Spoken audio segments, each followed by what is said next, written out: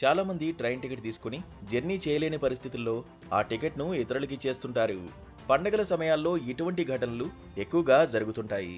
దీన్ని అదనంగా చేసుకుని కొంతమంది కేటుగాళ్లు టికెట్లు ముందుగా బుక్ చేసుకుని వాటిని బ్లాక్లో అమ్ముతూ క్యాష్ చేసుకుంటున్నారు.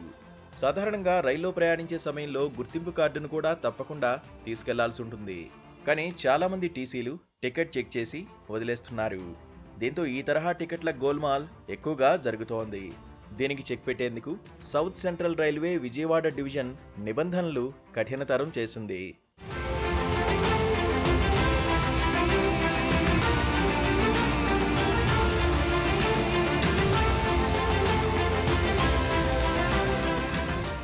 రైళ్లలో ప్రయాణించాలంటే ఇకపై తప్పనిసరిగా ప్రయాణికులు గుర్తింపు కార్డును వెంట తీసుకుని వెళ్లాల్సిందేనని, ఒకవేళ గుర్తింపు కార్డు వెంట తీసుకెళ్లకపోతే టికెట్ తీసుకోని వారి కింద పరిగణిస్తామని రైల్వే అధికారులు తెలిపారు.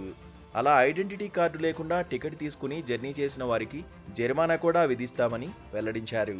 బుకింగ్ సమయంలో ఇచ్చిన వివరాలకు ఆ తర్వాత ప్రయాణిస్తున్న వారి వివరాలు సరిపోలకపోవడం వంటి సమస్యల కారణంగా రైల్వే శాఖ ఈ నిర్ణయం తీసుకున్నట్లు తెలిపారు. అనధికారిక టికెట్లను నియంత్రించడానికి, టికెట్ బదిలీలను నిరోధించడానికి, ప్రయాణం సాఫీగా జరిగేందుకు దోహదపడేందుకు ఈ నిర్ణయం తీసుకున్నామని తెలిపారు.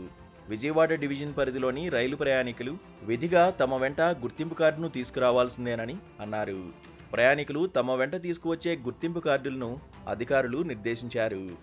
ఓటరు గుర్తింపు card, passport, PAN card, driving licence, ration card, school లేదా కాలేజీ ఐడెంటిటీ కార్డులు, ఏదైనా జాతీయ bank passbook, credit card, Aadhaar card, కేంద్ర ప్రభుత్వం జారీ చేసిన గుర్తింపు కార్డులు, రాష్ట్ర ప్రభుత్వం జారీ చేసిన గుర్తింపు కార్డులు, జిల్లా యంత్రాంగం, కార్పొరేషన్, మున్సిపాలిటీలు, పంచాయతీలు జారీ చేసిన గుర్తింపు కార్డుల్లో ఏదొక ఐడెంటిటీ కార్డును ఖచ్చితంగా ప్రయాణికులు తమ వెంట తెచ్చుకోవాలని అధికారులు తెలిపారు.